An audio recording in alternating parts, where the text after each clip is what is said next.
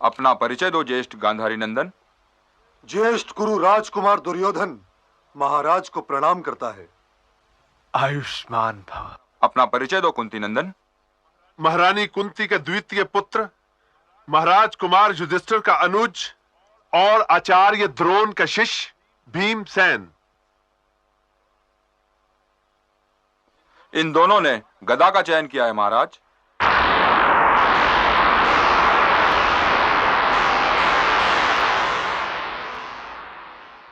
गदा युद्ध आरंभ हो।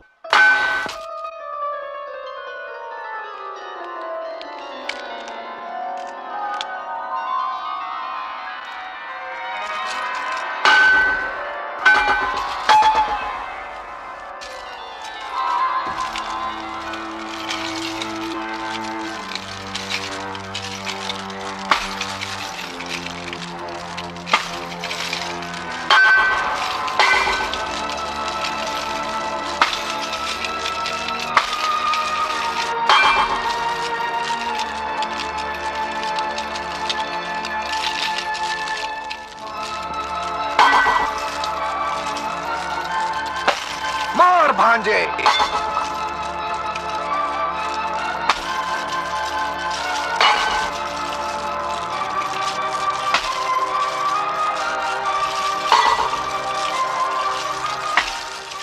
कुंती, मेरी तो कुछ समझ में नहीं आ रहा है दीदी।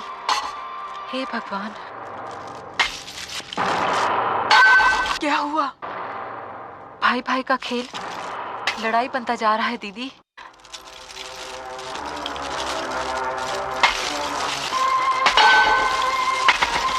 मार भांजे। विदुर। आज्ञा महाराज। ये तो खेल में गदाओं के टकराने की ध्वनि नहीं है।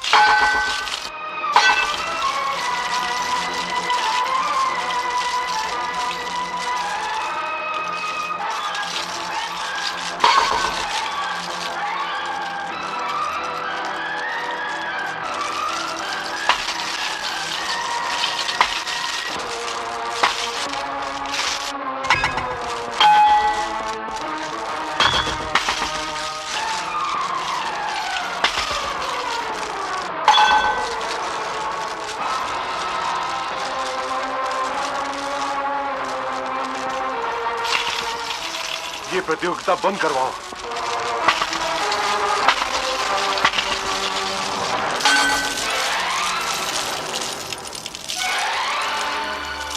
बंद करो, बंद करो। ये रणभूमि नहीं है गुरु भाइयों, रंगभूमि है।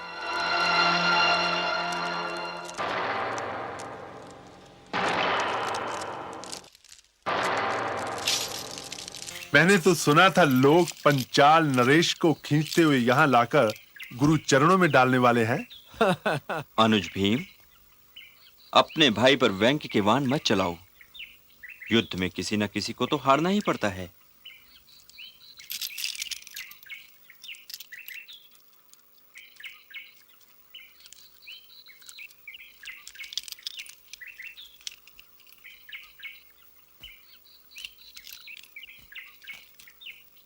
मैं गुरु दक्षिणा देने में असफल रहा गुरुदेव, मुझे क्षमा करें। नहीं, महत्व प्रयत्न का है, सफलता या असफलता का नहीं। तुमने अपने प्रयत्न की गुरु दक्षिणा दे दी है और मैंने गुरु दक्षिणा स्वीकार भी कर ली है। अब हमारे लिए क्या आदेश है गुरुदेव? तुम पांचों भाइयों से भी वही गुरु दक्षिणा मांग रहा हूं। यदि ला सको तो द्रुपद को बंदी बनाकर ले आओ। जो आज्ञा गुरुदेव। किस ध्वज की छाया में जाओगे? हस्तिनापुर का ध्वज तो हम ले जा नहीं सकते गुरुदेव। कारण? क्योंकि हस्तिनापुर का ध्वज इस युद्ध में जा नहीं सकता गुरुदेव। उसका कारण? कारण यह है गुरुदेव कि आपने हस्तिनापुर से गुरु दक्षिणा नहीं मांगी है। इसीलिए इस युद्ध में हस्तिनापुर का ध्वज ले जाने का हम में से किसी को अधिकार ही नहीं है। परंतु मुझे अधिकार था। और तुमने उस ध्वज का बड़ा मान रखा। भीमसेन, क्षमा चाहता हूं गुरुदेव, मुझे मन में बात रखना नहीं आता। तब तो अच्छा ही हुआ कि तुम ज्येष्ठ कौरव पुत्र नहीं हो। परंतु युधिष्ठिर ने ठीक ही कहा है दुर्योधन कि हस्तिनापुर के ध्वज पर ना तुम्हारा अधिकार है और ना ही युधिष्ठिर का। और युधिष्ठिर ने यह भी ठीक कहा है कि मैंने हस्तिनापुर से गुरु दक्षिणा नहीं मांगी है, इसलिए हस्तिनापुर का ध्वज क्यों जाए। आपको तो इन्हीं लोगों की हर बात ठीक लगती है गुरुदेव, परंतु चाहे ये जिस ध्वज की छाया में जाए, जो युद्ध मैं न जीत पाया वो युद्ध ये भी कभी नहीं जीत सकते। दुर्योधन, तुम काल नहीं हो, तुम केवल एक राजकुमार हो, इसलिए भविष्य के बारे में कुछ नहीं जानते। और ना ही तुम आकाश हो कि तुम्हारी वाणी आकाशवाणी मानी जाए। युद्ध में कौन जीतेगा कौन हारेगा इसका निर्णय रणभूमि में ही हो सकता है। विजयी हो।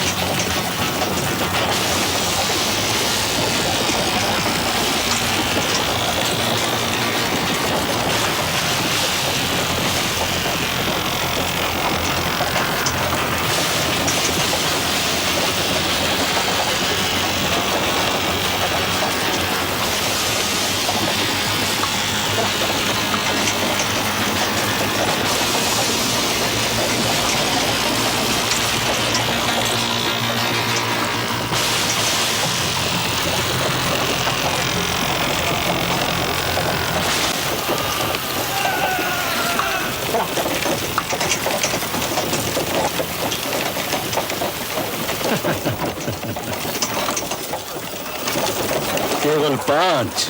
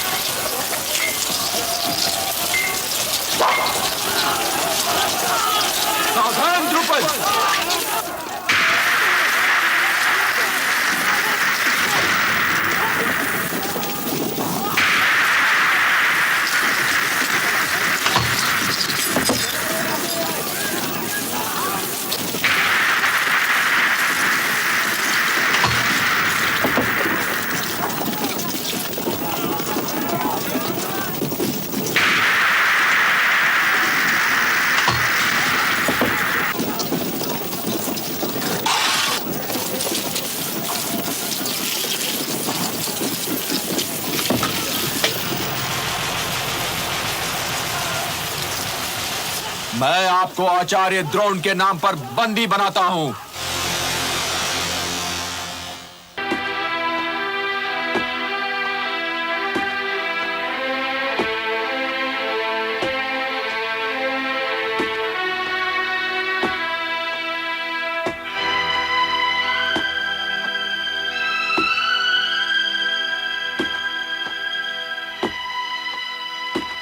प्रणाम कुमार। मैं कोई सहायता करूं खनिक? क्या आप गदा युद्ध में मुझे अपनी सहायता करने देंगे कुमार? मैं समझ गया। मुझे कुदाल और फावड़ा चलाना नहीं आता। गुरु द्रोणाचार्य जी और बलराम जी का ये शिष्य तुम्हारे काम में अनारी है। कुदाल की एक अशुद्ध चोट मेरे सारे किए कराए पर पानी फेर सकती है कुमार। और विदुर जी ने कहा था कि इस सुरंग की सफलता पर हस्तिनापुर का भविष्य निर्भर है। यदि मैं सफल हुआ तो हस्तिनापुर है, और यदि मैं असफल रहा तो हस्तिनापुर नहीं है। और आपने तो ये देख ही लिया है कि इस वार्तालाप में कितना समय बर्बाद हो गया, और हमारे पास यदि कमी है तो वो समय ही की है। मैं क्षमा चाहता हूं खनिक। प्रणाम कुमार। धर्म कर्म कर्तव्य जो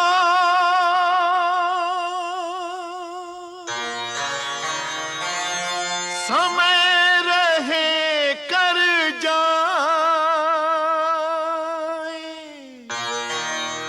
समय बीतने पर नहीं, वही मनुज पछता।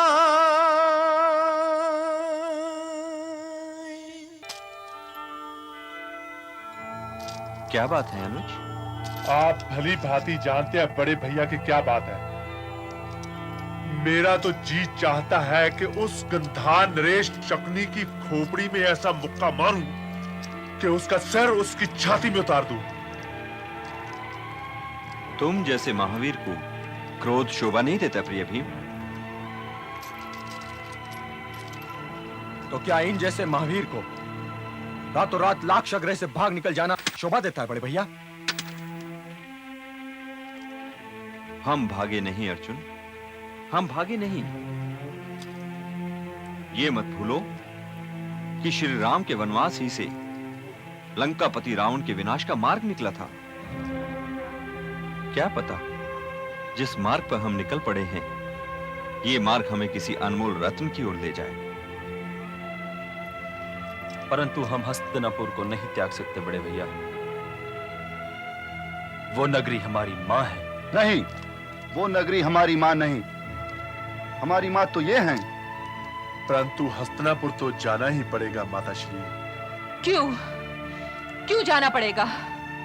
हस्तिनापुर ने हमारी आंखों में आंसू के अतिरिक्त आज तक क्या दिया है? क्या तुम लोग ये भी नहीं देख सकते कि हस्तिनापुर के राजभवन में हृदय के द्वार हमारे लिए बंद हो चुके हैं? ताज श्री भीष्म, उन्होंने तो अपनी आंखों पर अपनी प्रतिज्ञा की पट्टी बांध रखी है, और विदुर बेचारा विवश है। इन दोनों के अतिरिक्त तमाम लोग दुर्योधन का मुंह ताकते रहते हैं। पुत्रों, सही अर्थों में ये वन भी हमारी मां की भांति हैं। कड़ी धूप हो तो हमें छाया देते हैं, भोजन पकाने के लिए लकड़ी देते हैं, भोजन ना हो तो भोजन के लिए अपने फल देते हैं। मैं तो इन्हीं वनों में तुम्हारे पिताश्री के साथ भी सुखी रही थी पुत्रों, और अब तुम लोगों के साथ भी सुखी रहूंगी। नहीं चाहिए मुझे अपने पुत्रों के लिए ऐसा राज्य जो अपने युवराज को रहने के लिए लाक्षागृह देता हो। माताश्री, यदि आपको ये वन अच्छा लगता है तो हमें आपकी सेवा करने के लिए इन वनों में रहना स्वीकार है। परंतु एक बार हमारा हस्तिनापुर जाना आवश्यक है माताश्री। क्यों? क्योंकि उन्हें यह जताने कि हम इन वनों में भाग कर नहीं आए, बल्कि अपनी माता का आदेश मानते हुए उनकी इच्छा का मान रखने के लिए हमें इन वनों में रहना स्वीकार है माताश्री। मन छोटा ना करो अनुज। हम हस्तिनापुर जाएंगे, अवश्य जाएंगे, परंतु अभी नहीं। अभी क्यों नहीं बड़े भैया, अभी क्यों नहीं? आचार्य द्रोण के शिष्य को यह प्रश्न शोभा नहीं देता भीम। मैं जानता हूं कि तुम अकेले ही दुर्योधन और उसकी सेना के लिए बहुत हो, परंतु ये ना भूलो कि दुर्योधन के साथ साथ अपने अपने रथ पर पितामह भी होंगे, गुरु द्रोणाचार्य भी होंगे और कुलगुरु कृपाचार्य भी होंगे। इसलिए लड़ाई जब तक टाली जा सके इसे टालते रहना चाहिए। क्या तुम पितामह के सामने गदा तानकर खड़े हो सकते हो? क्या अर्जुन द्रोणाचार्य के सामने अपने बाणों का मुंह कर सकता है? और क्या तुम द्रुपद की भांति अपने ज्येष्ठ पिताश्री धृतराष्ट्र के रथ पर चढ़ के उन्हें बंदी बना सकते हो? और क्या तुम अनुज, दुर्योधन और दुशासन को युद्ध में मारकर अपनी ज्येष्ठ माता श्री गांधारी के सामने जा सकते हो? नहीं। इसलिए प्रतीक्षा करो। तुम्हारा हृदय दुर्योधन से बहुत बड़ा है भीम, इसलिए यदि वो आघात कर रहा है तो उसे करने दो। भ्राता होने के नाते तुम्हारा यह कर्तव्य है कि उसके आघात से बचाओ तो किए जाओ, परंतु स्वयं उस पर आघात ना करो। उसे यह समझाए जाओ कि दुर्योधन को आपस में भाइयों से लड़ना नहीं चाहिए, क्योंकि भाइयों की आपस की लड़ाई से घराने की मर्यादा भंग होती है। मैं आपसे सहमत नहीं हूं बड़े भैया, परंतु आपका आदेश यही है कि हम कायरों की भांति वन वन भटकते फिरे और वो कायर उस राजभवन में चयन करे जो हमारा भी है, तो यही सही।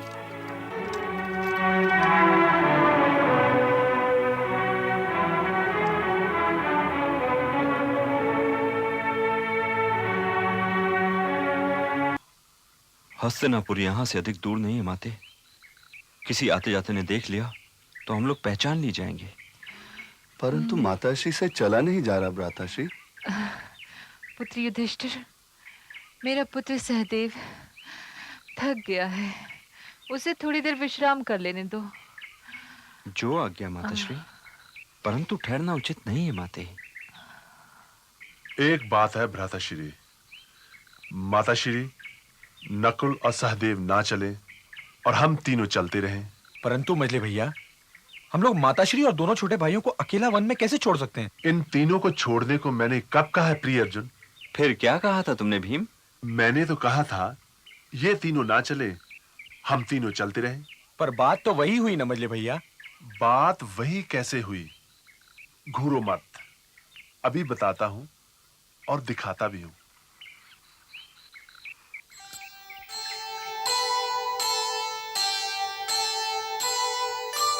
माता अरु लघु भ्रात दो चले उठा कर भीम, पवन पुत्र का वेग था पवन समान असीम,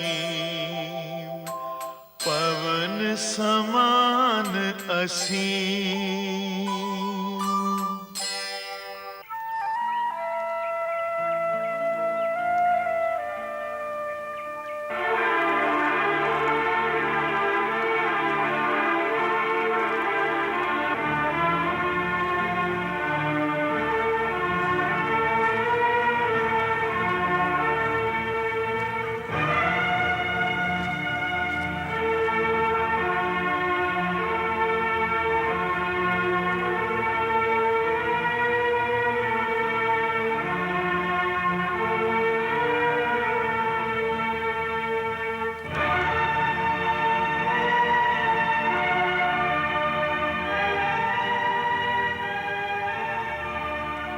पुत्र भीम, रुको। अब कोई पहचाने या ना पहचाने, परंतु ये मेरा आदेश है कि हम लोग यहाँ रुककर थोड़ा विश्राम कर लें। जो आज्ञा माताश्री।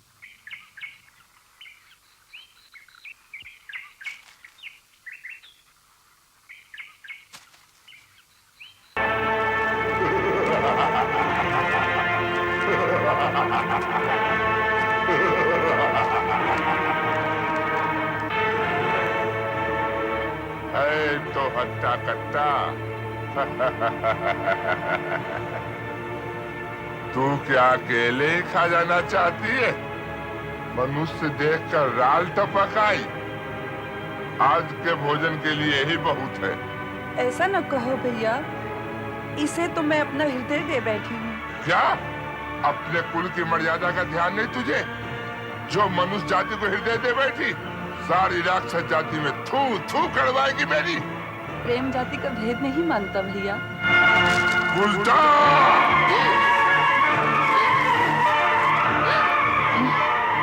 नारी जाति पर हाथ उठाते लज्जा नहीं आती?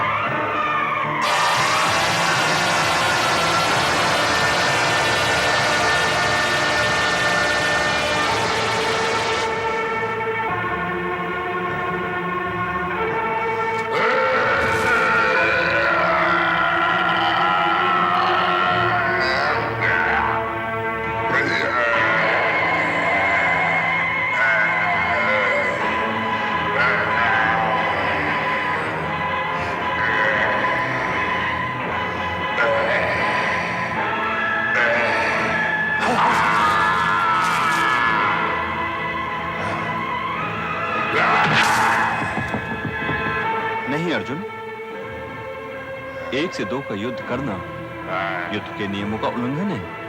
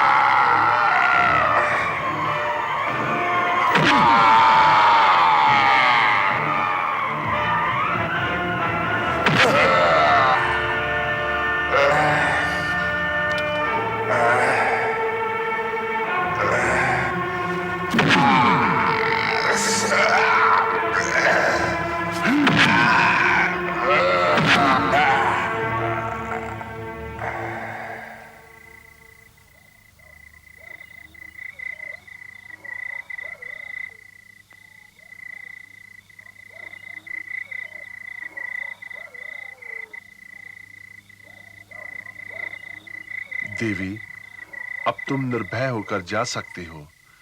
जिस राक्षस ने तुम पर हाथ उठाया था, उसको मैंने यमलोक भेज दिया है। ये राक्षस मेरा भाई था, वीर पुरुष। भीम, भीम मेरे पुत्र, तू ठीक तो है ना? मैं ठीक हूँ माताश्री।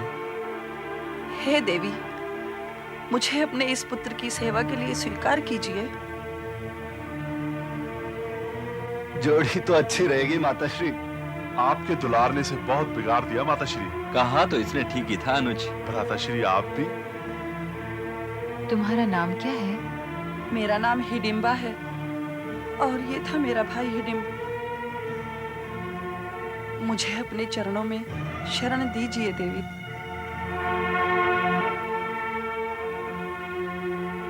इसमें कोई आपत्ति तो नहीं है माताश्री। ये तो स्वयं हम सभी ने देखा है कि अपने भाई से भीम के युद्ध में ये राक्षस कन्या मेरे अनुज ही का साथ दे रही थी, तो इस कारण तो अनुज भीम पर इसका भी अधिकार सिद्ध हो जाता है। परंतु भीमसेन को हम यहां तो नहीं छोड़ सकते, और इस राक्षस कन्या का निर्वाह हमारे साथ कठिन लगता है।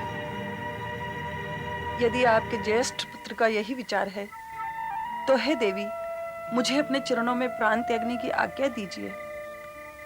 परंतु जन पर तो किसी का अधिकार नहीं होता, तो आपके ज्येष्ठ पुत्र मुझे मेरे जन्म का दंड क्यों दे रहे हैं? प्रेम अवश्य मेरा अपना है, और यदि इसमें कोई खोट हो तो अवश्य मुझे धुतकार दीजिए।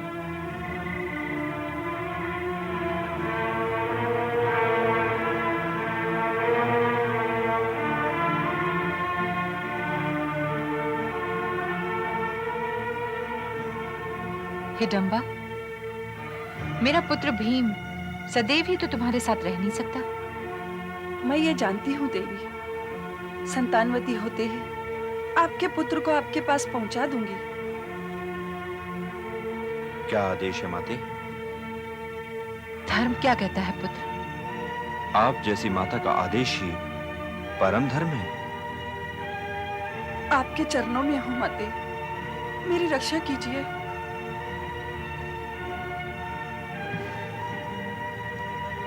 सौभाग्यवती भवा, पुत्रवती भवा।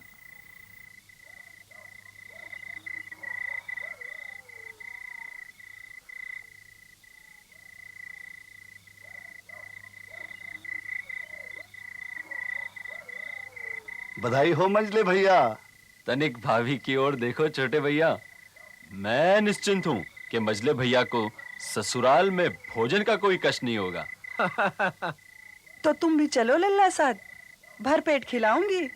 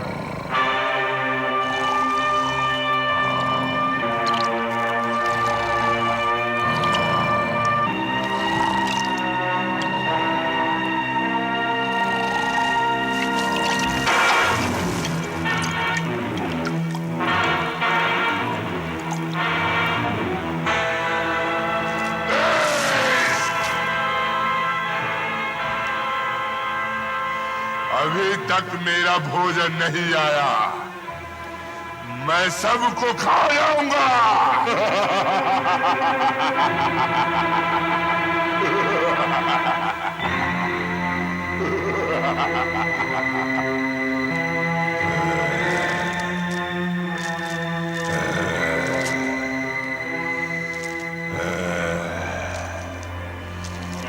अब मैं एक चक्रा नगरी वालों को नहीं छोड़ूंगा, सबको खा जाऊंगा।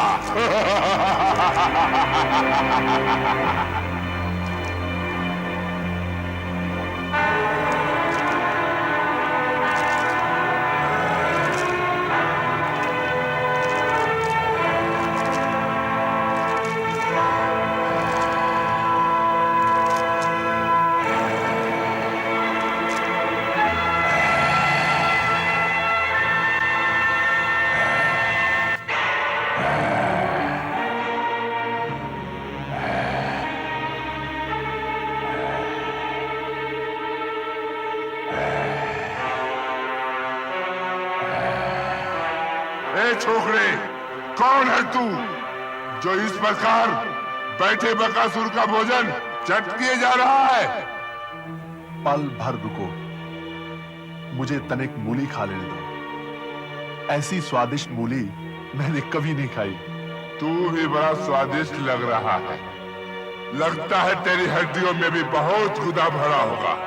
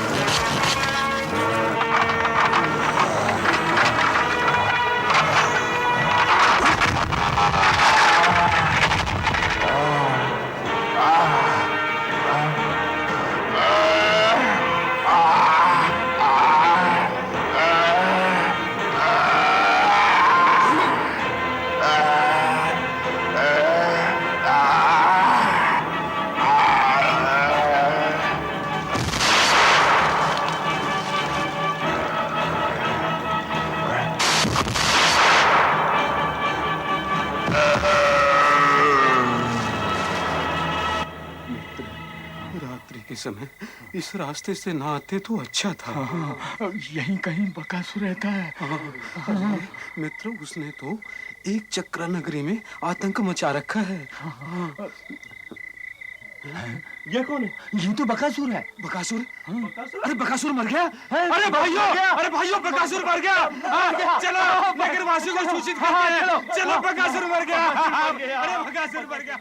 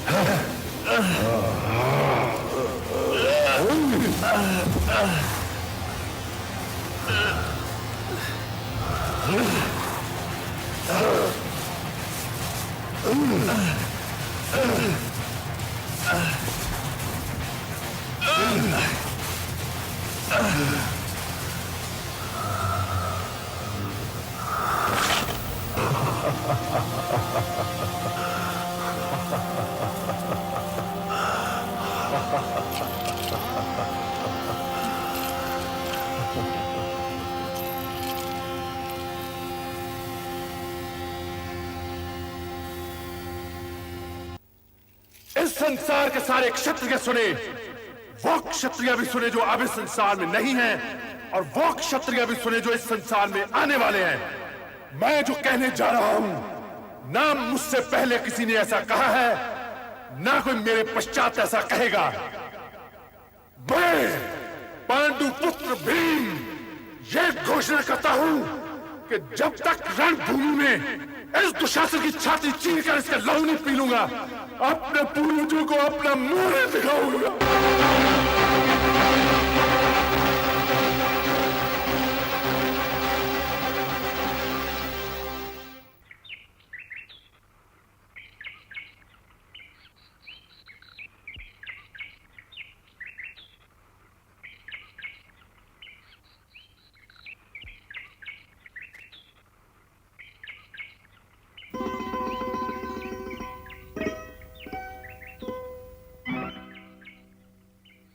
कृपया अपनी पूंछ हटाइए।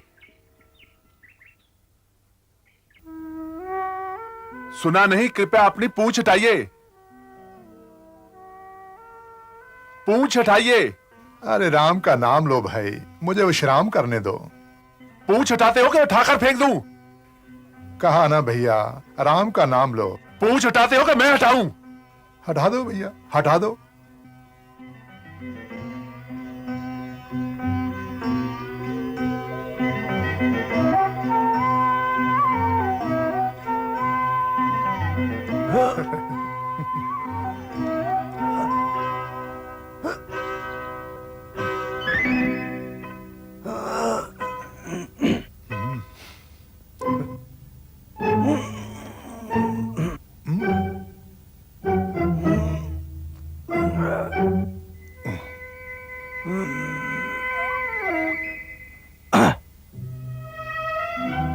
हटा दो भैया। मेरी ये बड़ी पुरानी अभिलाषा है कि कोई मेरी पूंछ हटा दे। मेरे सपने को साकार कर दो भैया। इतने तो हट्टे कट्टे हो, एक पूंछ नहीं हटा सकते?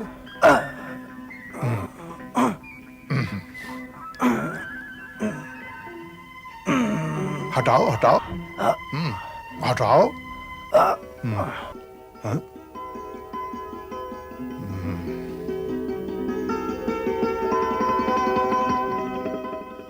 मैं क्षमा चाहता हूं। अरे राम का नाम लो भैया, पूंछ लांग कर चले जाओ ना। चला कैसे जाऊं? आप कोई साधारण वानर तो है नहीं। अपना परिचय दीजिए और अपने दर्शन दीजिए। राम का नाम लो कुंती पुत्र। सेवक के दर्शन करके क्या करोगे? स्वामी के दर्शनों की अभिलाषा करो। तो आप श्री राम भक्त पवन पुत्र हनुमान हैं।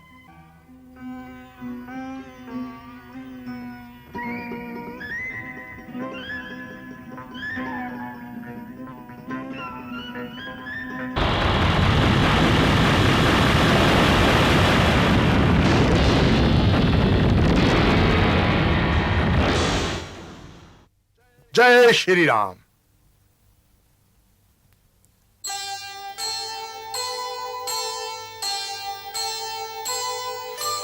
पवन तनय संकट हरन मंगल मूर्ति रूप, राम लखन सीता सहित हृदय बसहु सुरभूप, हृदय बसहु सुरभूप।